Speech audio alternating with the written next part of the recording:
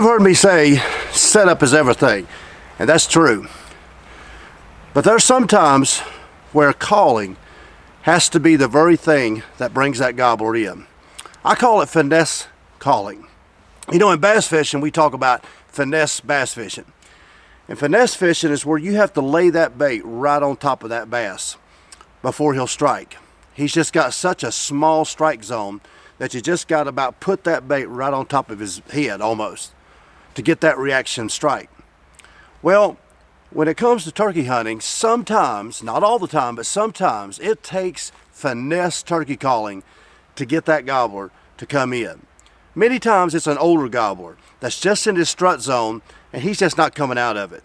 And you've got to try to convince him through great calling to get out of that strut zone and to come try to find you. I mean, sometimes you have to. It don't work all the time, but many times it does work. Sometimes it's high pressure turkeys, which a lot of us face, where they've just been called to and shot at, and they've seen hundreds of people just walking by through the woods, and it shuts them up. And because they hear so much hen talk by other calls, it takes a different type of level of calling many times to convince them turkeys to come on in, because it's a sound they haven't heard before. So setup is everything, but we should all try to be a better caller, because many times it's going to take that kind of calling to convince them gobblers to come in and try to find where you're at. One of the big mistakes I see a lot of people do is they try to go into that next level of turkey calling on the wrong type of call. You know, we want to go with all these big cutter calls and all these, you know, mouth calls that's got half of the reed ripped out, and we try to do all this fancy stuff on some of these calls, and it just doesn't work. And when it comes to putting realism into your turkey calling, I still think softer will always be better. The softer you can start calling and learn how to do that under your breath type calling, where it's not even coming up out of your lips, but it's coming out of your diaphragm, that's the kind of calling that many times it's going to take to kill a gobbler and to convince him to come on in there when other calls wouldn't. Now, this is just a double reed call. Double reed, no cuts. We all grew up in the 80s and the 90s probably calling on a lot of the same calls. The old boss hen from Quaker Boy that you could buy at Walmart back in the day for about $2.50. The old raspy hen from H&S Strut, and so many others that's just a straight double reed call. If you're learning to turkey call, or you're just trying to get into a next level of turkey calling, you don't want to overlook just a double reed call. There has been literally millions of turkeys that's been killed with a double reed call. And guess what? They still are killed with a double reed call. In fact, this very call, this is from last year, I had it in my truck. I called a gobbler in last year with this very call. A double reed still works. But when you're trying to get into that level of turkey calling that you got to finesse them, you know what? It really takes a good working call and learning how to use that call properly to get to that level, and you can do that just by a double reed call. I put turkey calling into 3 categories: locating, keeping them interested, and calling them all the way in. A lot of people can do 1 and 2. They have no problem with that. Locating him, that's where you get up on a point or a ridge, or you get out in the wide open and you're calling real loud. You're really throwing that call out there, and he gobbles, and that makes you happy. It gives us a rush. It makes us, oh, I got him to gobble, and that's the easy part. But then you got to keep him interested. Then you got to keep him gobbling, and then you got to keep him interested in where you're at. And a lot of people can do that. But then sometimes it takes that level 3 of turkey calling to get him all the way in, which is where a lot of people fail. This is where you got to put realism into your turkey calling. This is where you have to practice, in the off season or in your truck, wherever, you got to practice sounding like a real hen. And so many people make mistakes by overcalling or doing calls that sometimes just doesn't sound like the real thing out there. Oh, he didn't get him to gobble, and they think because they get him to gobble, that's enough. But that's not. When you get into these high-pressured gobblers and you get into these finicky turkeys, again, to go back to bass fishing, you've got to lay that call many times right on top of their head to get them to even move. So when you're putting realism into your turkey calling, the best thing you can do is listen to real hens. There's tons of footage out there on YouTube. There's audio out there of real hens, tape real hens. If you're out there and you got a camera or GoPro or whatever the case, tape anytime you can tape a conversation with real hens. That's a great teacher. And listen to it and try to mimic it. And the one thing you're going to find out about real hens is they don't call very loud. It amazes me how many people, they overcall and they call too loud all during the turkey season. And they think that hens are out there all the time, just, being mouthy and just shaking the trees down with their calling. But let me ask you this. Take a week of your turkey hunting. If you hunt every day for a week, how many hens do you hear in a week's time from a distance? Now think about it. How many hens do you hear just how many maybe one a day, once a week maybe at the most? You don't hear very much, do you? But hens are talking every day. Every day hens are out there talking to gobblers. You just don't hear it. Why? Because they're doing it so soft. But every single day of a gobbler's life in the spring, they are hearing them hens right around them. They're doing that under your breath calling. And that's what you want to do. You want to put that under your breath realism calling when you're finessing these gobblers by calling to them. One call that a lot of people do that it just doesn't sound real, but I hear it every year. Whether it's on the neighbor's property or public land, I hear it. And you can know 10 times out of 10 that it's turkey hunter.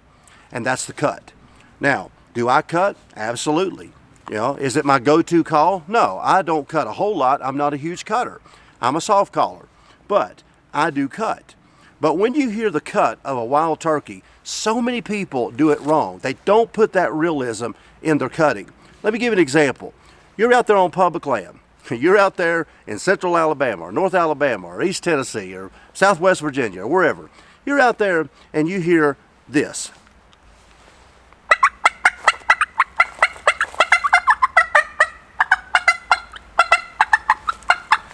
Oh Lord, I've heard that so much. That's not cutting. Now, will it get him to gobble? Yeah, sometimes he'll shot gobble at it. I've heard turkey shot gobble to a lot of horrible stuff. But just because he gobbles doesn't really mean much. But cutting of a hen turkey is totally different than that. She's listening. Imagine that hen up there looking around. She's on a point, she's up on a high spot, and she starts cutting. Up in the daytime or whatever. She's trying to get that gobbler's attention, or she's trying to get another hen's attention. She's cutting, but she's doing more pauses than anything. And so many people don't put the pause in their cutting, and it doesn't sound real. So putting real in your cutting is going to help you attract a lot more gobblers and get a lot more hens even that may be with gobblers fired up. Let me give you an example. Here's the cutting of a wild turkey.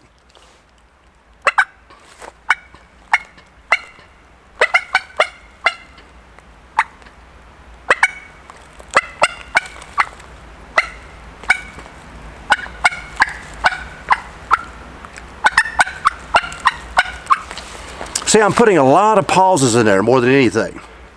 Instead of that just like machine gun, you put them pauses in there, and the more pauses the better. That's what you hear, and that's what many times I've got him to gobble to, and even keep a hen that's with a gobbler interested, come up there and check me out and drag the gobbler with her. So put just that alone right there is putting finessing, finesse calling and putting that realism into your turkey calling. When we talk about that third level turkey calling, that under your breath type calling, this is the type calling that's going to get him into shotgun range. You've already located him with level 1. You've kept him interested with level 2. Now you've got to become that real live hen out there. And this is where you need to practice calling from down in here instead of up here with your throat. Let me give you an example of some of the sounds that I do every day when I'm out there. That's what what I call is that under your breath, that third level of calling.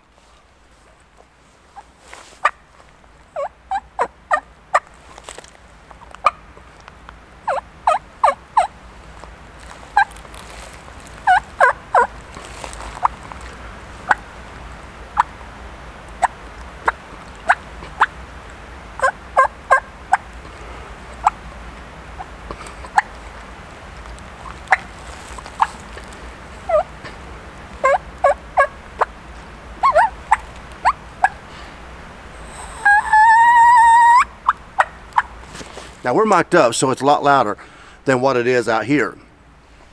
But that's the kind of calling I do every day. You know, people that's hunted with me, whether they're fans of the channel that I've wound up hunting with, are turkey hunters that want to, you know, go out with me and, you know, run the camera for me. One of the biggest things I hear is, man, you don't really call out, do you? Is that all you do? You know, that's it? I was expecting this, you know, all this fancy, like crazy calling. But they always say, man, I'm calling way too loud, I'm calling way too much. You don't call very much and you don't call very loud most of during the day. You're exactly right. But that's why I kill turkeys. I kill turkeys because I try to put more feeling and more realism into my calling each and every year. Because each and every year that turkeys get hunted and pressured, they get harder and harder to hunt. No, they're not call shy. There's never been a call shy turkey. They don't know that's a turkey call. But what they do know is there's something after them, and it's a human, and something ain't supposed to be there. And this noise that don't sound like a real turkey, all right? And so what we have to do is we have to become that hen out there even more each and every year. So yeah, setup is everything, but great calling is also very important. That's why every year you need to practice, practice, practice, practice, and get better. Put feeling. Put the different pitches, put the different whines, put the different cadences in your sequences. Do the higher and low pitches in a calling sequence. That hen's out there walking. Think about her. She's out there walking. And while she's walking, her body's going up and down, up and down. So her body is constantly in a state of move. And so her voice is changing. These little bitty things like that is what's going to help you kill gobblers.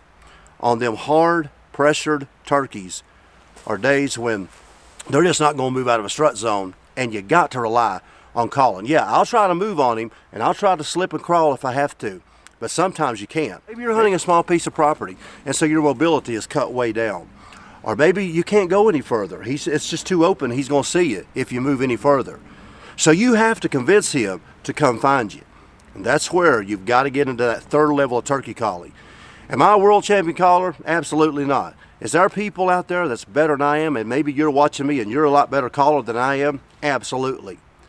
But the one thing that I do try to do every year, even though I've been hunting many, many years, you know, over 30 years, is I try to become that hen out there and try to put feeling into my calling and become that hen that gobbler has never heard before.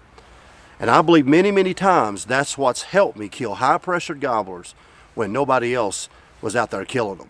So put more realism into your turkey calling this coming spring and get a good double recall, something easy that you can learn how to do this on. And then as you get better, you can go to different type of mouth calls and different kind of calls, you know, and learn. But if you'll just buy you and make sure in your turkey vest you have a straight double recall and learn how to do that soft calling, that putting realism in your calling, you're going to be a lot better this coming turkey season at getting them finicky gobblers on into you. So get you a good double recall and practice, practice, practice, and you'll be packing out more gobblers over your shoulder this coming turkey season. Hey, I appreciate you watching this video. I hope I've said something that'll help you in this upcoming turkey season. Make sure to hit that subscribe button so you can stay tuned for all the great turkey hunting content coming in the weeks to come. We're going to be doing a lot more videos like this one, and also be turkey hunting when season opens, so you don't want to miss none of that. Make sure down in the description of this video to check out all the information on our sponsors and partners that partner with us, Stoeger Firearms, where you can check out all the great shotguns there. We've been using Stoeger for years, and they make a great shotgun for the money, so make sure to check out their website. Check out springfevercustomcalls.com, where you can check out my Old Sly signature line of turkey calls and all the other great calls there at springfevercustomcalls.com. Check out Tidewe.com, where you can get a lot of great hunting products over there as well, such as boots, blinds, turkey vests, rangefinders. Lots of great products over there at Tidewe. And make sure to use the promo code DALE so you can get a better discount on your purchase over there as well. Check out Kona Scopes, GameCuffs. All the information will be there in the description of the video. Make sure to join me on social media, whether it's Facebook, Instagram. Come over and follow me all year long over there as well. They'll be down in the description of the video as well. Join me on Patreon, where you can support us. If this channel has been a blessing to you, you can support us with a small monthly donation over there as well, and we really appreciate it. It goes right back in the Dell Outdoors and helps us to keep bringing better videos year after year to you. So stay tuned, and we'll see you in the next video.